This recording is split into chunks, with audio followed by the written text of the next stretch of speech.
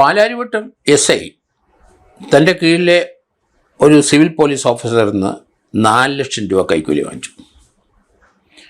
പിടി വീണു എന്നാണ് ഇപ്പം മനസ്സിലാകുന്നത്. നവംബർ 8-ാം തീയതി ഈ മാസം അവിടെ പാലാരിവട്ടത്തുള്ള ഒരു സ്പായിൽ ഈ സിവിൽ പോലീസ് ഓഫീസർ പോയി. അയാൾ നിത്യമായിട്ട് അവിടെ പോകുന്നതാണോ എന്നറിയില്ല.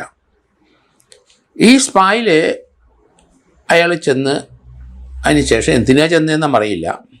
ഒഫീഷ്യലായിട്ട് അവിടുന്ന് പറഞ്ഞയച്ചതായിട്ടും വിവരവുമില്ല. ചെന്ന് കഴിഞ്ഞപ്പം അയാൾ അവിടുന്ന് സ്പായിൽ തൻ്റെ ദൗത്യം കഴിഞ്ഞ് പോയി.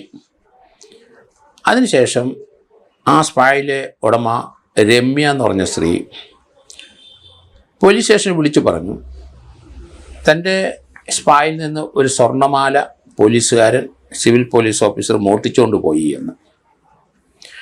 അത് ആ പരാതി കൈപ്പറ്റിയത് KK ബൈജു എന്ന സബ് ഇൻസ്പെക്ടറാണ്.